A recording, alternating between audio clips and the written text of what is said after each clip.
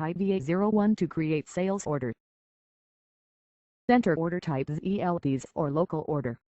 Enter sales organization, distribution channel and division as per requirement. Enter sold to party code of the customer.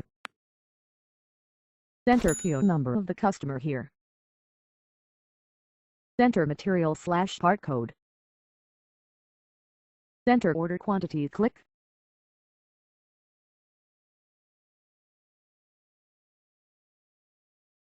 Enter the plant code. Select the material by clicking the below area. Click to display pricing. Enter the local sale price, click.